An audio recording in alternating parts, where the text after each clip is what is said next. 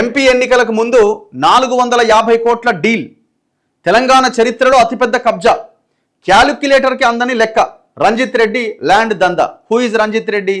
ఈయన ఎక్కడి నుంచి పోటీ చేసిండు? చేవెళ్ళ నుంచి పోటీ చేసిండు. చేవెళ్ళ నుంచి ఎంపీగా పోటీ చేసిండు. అసలు జరిగింది ఏంది? ఇప్పుడు దీని మీద లోన్లు కూడా తీసుకుంటున్నారు. యూనియన్ బ్యాంక్ అని, ఇట్లా ఆ బ్యాంక్ ఈ బ్యాంక్ అని ఆల్రెడీ కొంత లోన్ తీసుకున్నారు. దాదాపు ఒక 500-600 మందికి ఆల్రెడీ ఫ్లాట్స్ కట్టబెట్టేసినారు. వాళ్ళు అడ్వాన్సులు కట్టిరు. పెద్ద పెద్దోళ్ళు అంతా, ఎందుకంటే అక్కడ మామూలుడికి ఎంట్రీ ఉండదు. మినిమం 4000 స్క్వేర్ ఫీట్ నుంచి 10,000 స్క్వేర్ ఫీట్ వరకు కమర్షియల్ స్పేస్లు కడతా ఉన్నారు. ఇది ఏ పేరుతో కడుతున్నారు అంటే western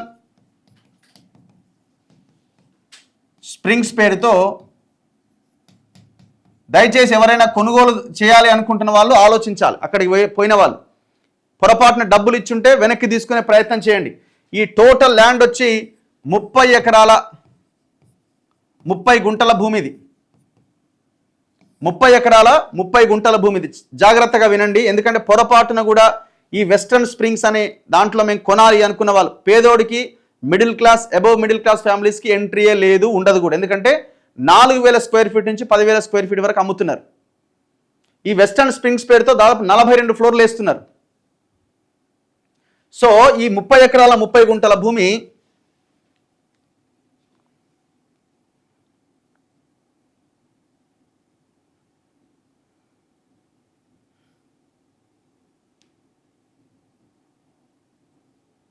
one second.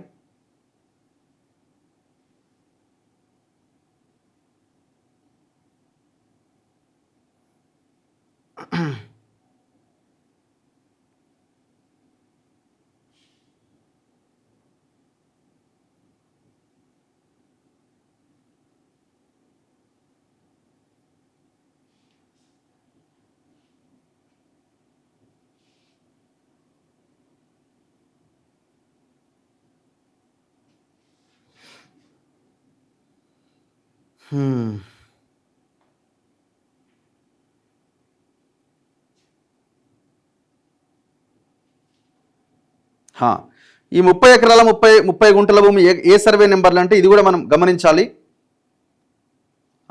Survey numbers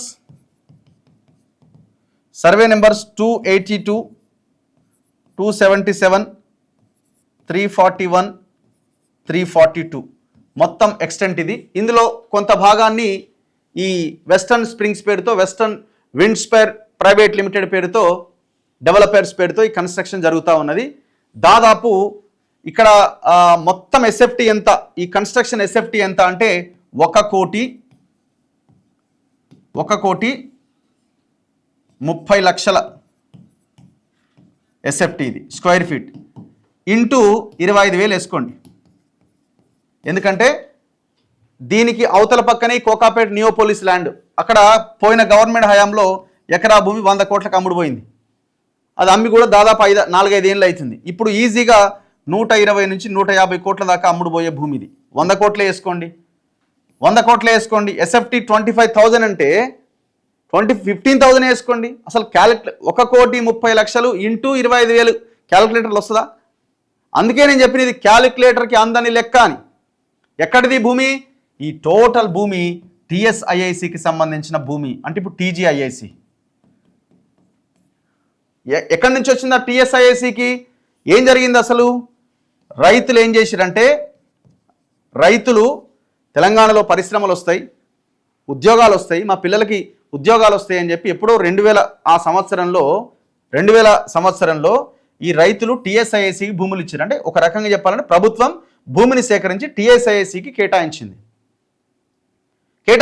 రైతుల దగ్గర నుంచి, పేద రైతుల దగ్గర నుంచి, ఎకరము 2 ఎకరాలు ఉన్న రైతుల దగ్గర నుంచి సేకరిస్తే ఆ రైతులు ఏం చేశారు?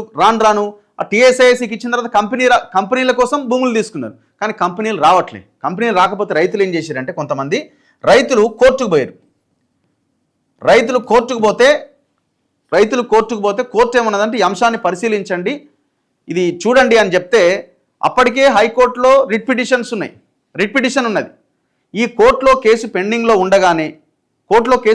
ఉండగానే ఈ రైతులందరినీ వాళ్ళకి ఎంతో కొంత ఇచ్చేసి ఇది ఇక రైతులకు ఎట్లా ఇప్పుడు విషయం ఏంది, దాదాపుగా మొత్తం టీఎస్ఐఏసీకి ఇచ్చిన భూమి దాదాపు ఒక 1,70,000 ఎకరాల భూమి ఉండొచ్చు నేను అనుకోవడం. అప్రాక్సిమేట్లీ సబ్జెక్ట్ టు కరెక్షను టీఎస్ఐఏసీకి ప్రభుత్వం రైతుల దగ్గర నుంచి సేకరించి ఇచ్చిన భూమి దాదాపు ఒక 1,70,000 ఎకరాల దాకా ఉంటుంది. ఈ 1,70,000 ఎకరాలకు సంబంధించిన భూమిలో చాలా ఏరియాల్లో చాలామంది రైతులు మా భూమిలో కంపెనీలు రాలేదు, మా భూమి మాకు ఇవ్వాలి అని అప్లికేషన్స్ పెట్టుకున్న వాళ్ళు, కోర్టులో పిటిషన్స్ చేసిన వాళ్ళు చాలామంది ఉన్నారు.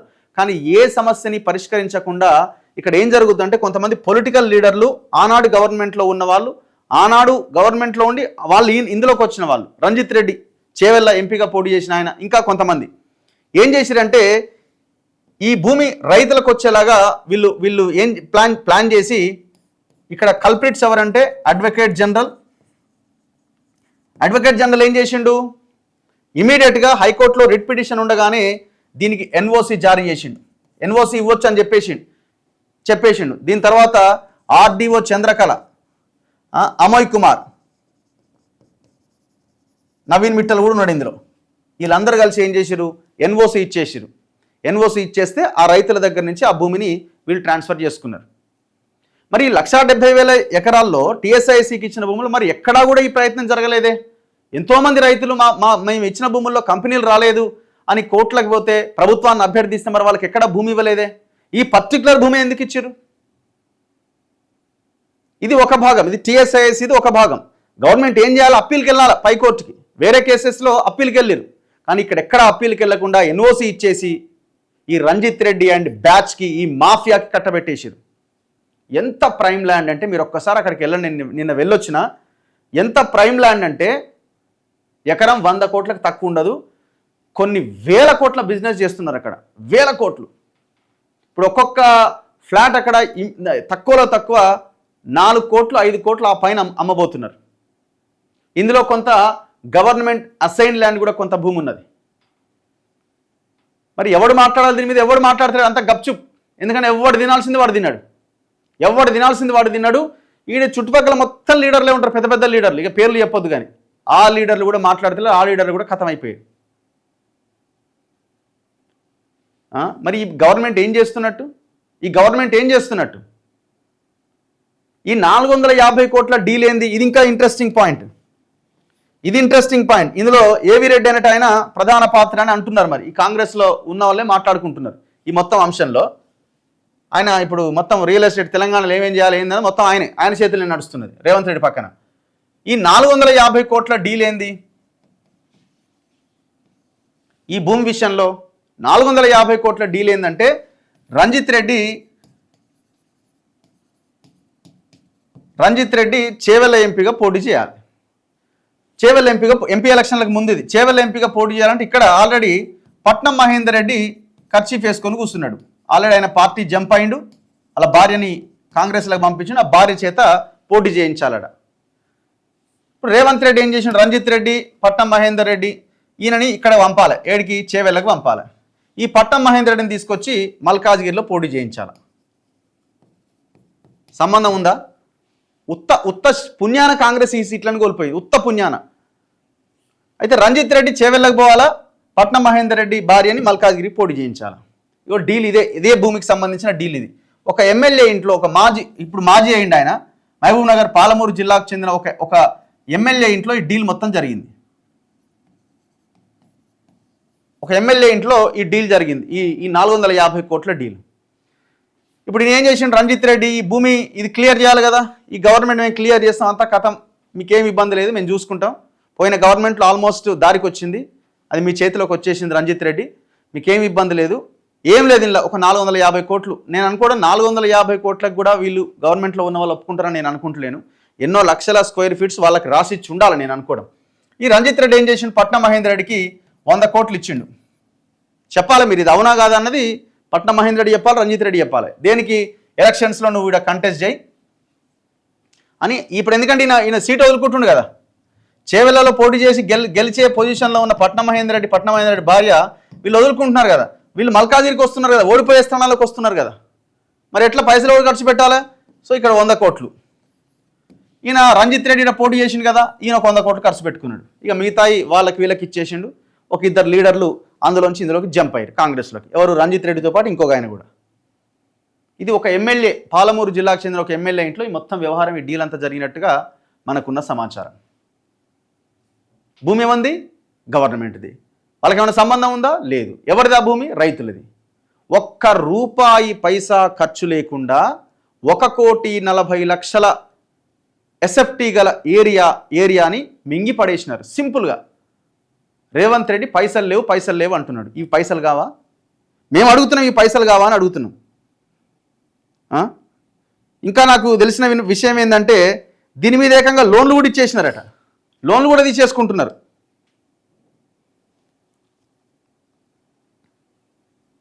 చాలా చాలా ఇప్పుడు ఇందులో 3-4 ఉన్నాయి. వెస్టర్న్ మ్యారినా అన్న దాదాపు ఇందులో 450 ఫ్లాట్స్ ఉన్నాయి. ఇది గమనించండి, ఎందుకంటే మీరు రేపు పొద్దున కొనాలనుకుంటా పోయిన వాళ్ళకి ఇది తెలవాలా. మీరు ఎక్కడైనా యాడ్ వచ్చినా కూడా పొరపాటున దీన్ని కొనే ప్రయత్నం చేశారు, కొనకండి, కొని మోసపోకండి. సామాన్య జనం అయితే మోసపోరు, పైసలు ఉన్నోడే పోతాడు ఇటు. కానీ ఇందులో 450 ఫ్లాట్స్ ఉన్నాయి, 450. దాని తర్వాత వెస్టర్న్ విండ్సర్ పార్క్, ఇందులో దగ్గర ఎంత ఇది? 2,80,000 ఎస్ఎఫ్టీ అట్. ఇది మొత్తం ఇందులో 21 ఫ్లోర్స్ ఉన్నాయట. వెస్ట్రన్ స్ప్రింగ్స్, ఈ వెస్ట్రన్ స్ప్రింగ్స్ దాదాపు 36 ఫ్లోర్లు, 36 ఫ్లోర్స్, 1,491 అపార్ట్మెంట్స్ అట. అంటే ఫ్లాట్స్ కావచ్చేమో నేను అనుకోవడం. 40 lakhs square feet, 40 lakhs square feet. ఇది మొత్తం ఓవరాల్గా ఏంది? మొత్తం ఓవరాల్గా 1,40,00,000 ఎస్ఎఫ్టీ. ఈచ్ ఫ్లోర్, ఈ కమర్షియల్ వెస్టర్న్ విండ్స్ ఇది ఉంది కదా, ఇది టోటల్లీ కమర్షియల్. ఇది అంటే ఓన్లీ ఆఫీసెస్కి దీనికి, ఇది మొత్తం కమర్షియల్. ఇందులో దాదాపు ఒక్కొక్క each floor 6,000 SFT minimum. 6,000 to 10,000. నిన్న పోయినా కదా, 6,000 to 10,000. ఇది అంటే ఇంత ఓపెన్గా, ఇంత బహిరంగంగా, ఇంత యథేచ్ఛగా దందా జరుగుతుంటే మరి ఏం చేస్తుంది గవర్నమెంటు? పొంగులేటి శ్రీనివాసరెడ్డి ఏమో ఆడ కొండకల్ తాండాలో 600 ఎకరాలకి స్కెచ్ గీసి ఆడ 600 ఎకరాలు లేపేస్తున్నాడు. వాడు అపర్ణ వాడు వీడితో కలిసి. ఈడనేమో ఈ భాగవతం.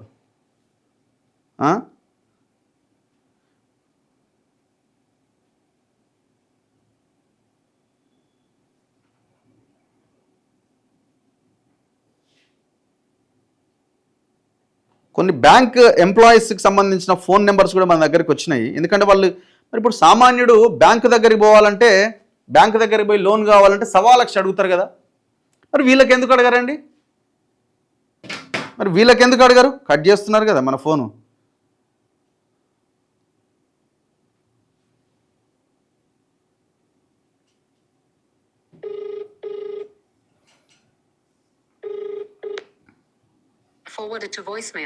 కట్ చేస్తున్నారు, ఫోన్ ఎత్తట్లే. ఇది union bank of India, Somajiguda అట వీళ్ళది. Joga Rao, assistant general manager, union bank of India.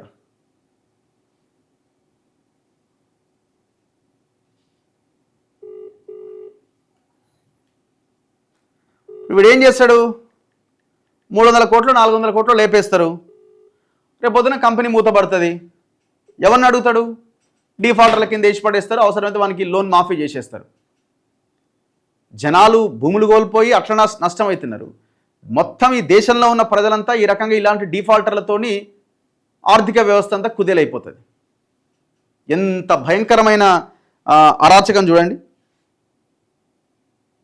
నిన్న మొత్తం రంజిత్ రెడ్డి ఏం చేసిండట? ఆ మార్కెటింగ్ టీం వాళ్ళందరితో మీటింగ్ ఏర్పాటు చేసిండట.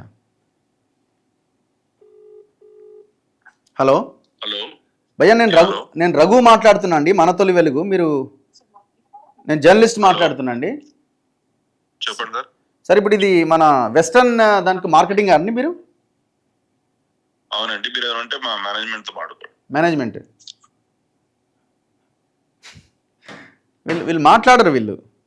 నేను ఆల్రెడీ రంజిత్ రెడ్డి మొత్తం పెద్ద ఎత్తున అందరిని కూర్చోబెట్టి వీళ్ళు ఫోన్లు చేస్తుంటారు, వీళ్ళకి సమాధానం ఇవ్వాలి, మాట్లాడండి అని చెప్పిండట.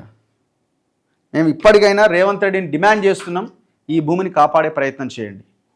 మేమేమంటున్నాం అంటే ఎవరైతే ఆ రైతులు, ఈ చిన్న సన్నకారు రైతులు ఉన్నారో ఆ ఎకరం 2 ఎకరాలు ఆ రైతులకు ఆ భూమి ఇచ్చేయండి, ఆ రైతులకు ఆ భూమి ఇచ్చేయండి. లేదు ఆ రైతులకి పరిహారం ఇవ్వడంతో పాటు ఇప్పుడు ప్రభుత్వానికి డబ్బులు వస్తాయి, మొత్తం ఆ వెంచర్కి పెనాల్టీ వేసి పడేయండి. ఎకరం 100 కోట్ల లెక్కగట్టి వాడికి మొత్తం పెనాల్టీ వేసి ప్రభుత్వ ఖజానాకి ఆ డబ్బులు వచ్చేలాగా చేయండి. ఇంత ఘోరమైన దందా ఇది, ఎంత భయంకరం ఇది. ఇది ఒకటే కాదు, ఇట్లాంటివి కొన్ని వందల ఎపిసోడ్లు చేయొచ్చు మనం.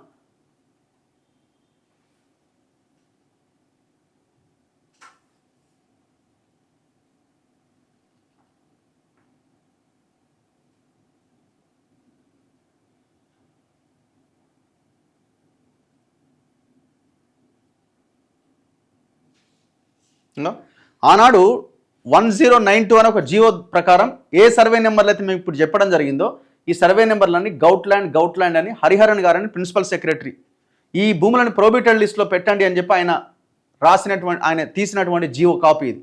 282, 277, 341 అండ్ 342 సర్వే నెంబర్స్.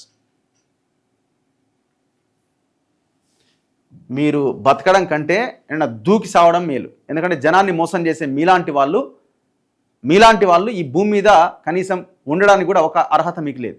ఎంతమంది ప్రాణాలు తీస్తారు దీనివల్ల? మీరు పేద రైతులు, గవర్నమెంట్ కన్నా సిగ్గుండాలి కదా, పేద రైతులు కంపెనీల కోసం భూములు ఇస్తే ఆ కంపెనీల్లో ఏం జరుగుతున్నది? ఇప్పుడు ఈ భూమి ఆ రైతుల భూమి వాళ్ళకి రావడానికి ఎన్ఓసి ఇచ్చి దాని నుంచి లాక్కున్నారు. ఇప్పుడు మేము ఇన్కార్ అని ఇక్కడ సాకి చెరువు అని ఉంటుంది పటాన్ చెరువు దగ్గర, అక్కడ మేము వాడు మొత్తం ఇదే టీఎస్ఐసి ల్యాండ్లో కడతా ఉన్నాడు. మరి వాడిని ఎందుకు ఆ భూమి రైతులకు ఇవ్వరు? ఆ భూమి ఎందుకు గవర్నమెంట్ తీసుకునే ప్రయత్నం చేయదు?